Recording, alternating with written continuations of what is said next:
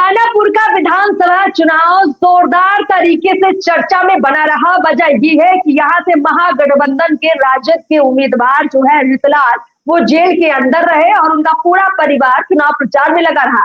BJP ने यहाँ बड़ा दांव खेला, जो यहाँ से राम कृपाल को कैंडिडेट बनाया। राम कृपाल पूर्व सांसद, केंद्रीय मंत्री, तमाम पदों पर रहे। ये मुकाबला दिलचस्प रहा और इस सीट पर अब परिणाम क्या आ सकता है, जनता ने क्या फैसला दिया है, जीत किसकी हो सकती है, बढ़त में कौन है, एज में कौन है, ये सवाल हर किसी के जहन में है, आपके जहन में भी है। इसलिए पीओ भारत पर हम लोग चर्चा कर रहे हैं कि दानापुर से फाइनल क्या फैसला निकलकर सामने आ रहा है। हमारे साथ चर्चा में जुड़े हुए Pradeep Kumar sir, political idea के संपादक है। सर, हमने तो ग्राउंड पर बहुत लोगों से बातचीत की और मुकाबला बड़ा फाइट का नजर आया, टक्कर दिख रही थी। आपको क्या लगता है, क्या तस्वीर बाहर आ सकती है, दानापुर का किंग कौन हो सकता है फाइनल? देखिए अर्पिता, टक्कर आपको कहाँ दिखा है? टक्कर आपको दिखा होगा दियर में, ठीक है। टक्कर आपको दिखा है जो दानापुर का जो पुराना इलाका है दानापुर का, ठीक है, वहां टक्कर दिखा है आपको। जो नई कॉलोनियां बसी हैं दानापुर में, वहां पर कोई टक्कर नहीं रहा है। टक्कर क्यों नहीं रहा है, उसका कारण को समझिए आप। पिछली बार जो बीजेपी वहां हारी थी, वो हारी थी एंटी इनकम्बेंसी के कारण।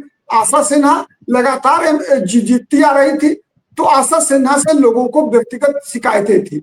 इसीलिए पिछले बार 2020 के चुनाव में मतदाता जो है बीजेपी के वोटर बाहर निकले ही नहीं थे।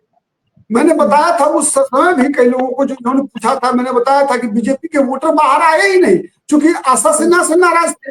और दूसरा, ऋतुलाल यादव का खौफ भी था पिछली बार, ठीक है। इस बार दोनों चीजें गायब है। ना एंटी इनकम्बेंसी था बीजेपी के उम्मीदवार के खिलाफ, क्योंकि बीजेपी ने उम्मीदवार बदल दिया था। दूसरा, खौफ भी नहीं था। और तीसरा, जो आप बता रही है ना कि कांटे की टक्कर, तो कांटे की टक्कर तो दियर में था। कांटे की टक्कर जो है दानापुर का जो वो इलाका है तकिया पार और जो पुराना इलाका है उसमें था।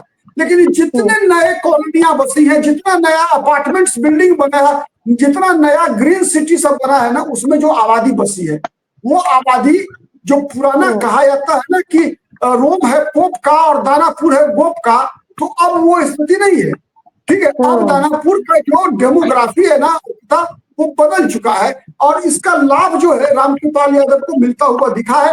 रामकृपाल यादव चुनाव जीत रहे हैं, मैं दावे से कहूं। मतलब वहां से पूरा रुझान यही निकलकर सामने आ रहा है कि भैया दानापुर में कमाल हो गया है, दानापुर से कमल भी खिल सकता है, लगभग यही आसार नजर आ रहे हैं। और दानापुर में जो सर आपने फैक्ट बताए हैं कि कैंडिडेट बीजेपी ने बदल दिया, ऋतुलाल का जेल में होना और यहाँ से राम कृपाल का होना, क्योंकि राम कृपाल के बारे में कुछ अच्छी छवि ये है कि बड़े मिलनसार नेता हैं, लोगों से बड़े आसानी से मिल लेते हैं और वो उनका जो व्यवहार है, रवैया है, उसका असर भी लोगों पर कहीं ना कहीं पड़ा और इसलिए शायद वहां से ये बेहतर परिणाम बीजेपी के लिए वो निकाल भी पाए।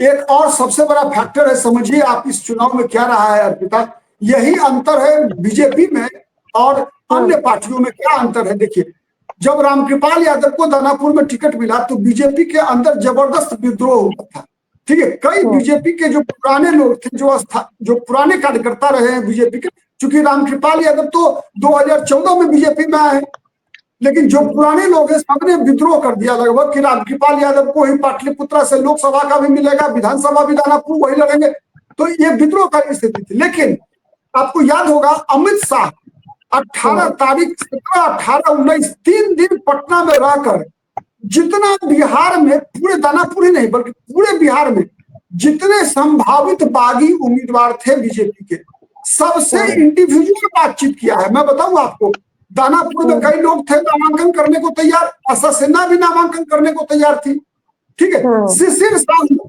पटना साहिब से चुनाव लड़ने को तैयार थे, जो पटना के मेयर हैं उनका बेटा, ठीक है, सीता साहू का बेटा।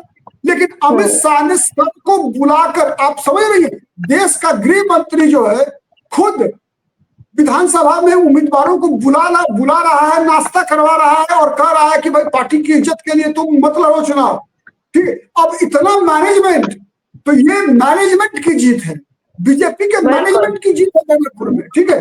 ये प्रत्याशी ही गायब हो गए। दानापुर से जनसुराज के प्रत्याशी ही निकल लिए और उन्होंने नामांकन तक नहीं किया, इसका भी बड़ा असर दिखा। चलिए सर, बहुत बहुत शुक्रिया इस चीज पर तमाम समीकरण समझाने के लिए। जनता जनार्दन ने जो फैसला दिया है उस पर फाइनल मुहर तो 14 तारीख को लगेगी, लेकिन एक अनुमान, एक रुझान हम लोग अपनी तरफ से ला रहे हैं। बहुत बहुत शुक्रिया लगातार हमारे साथ बने रहने के लिए सर, बहुत बहुत शुक्रिया।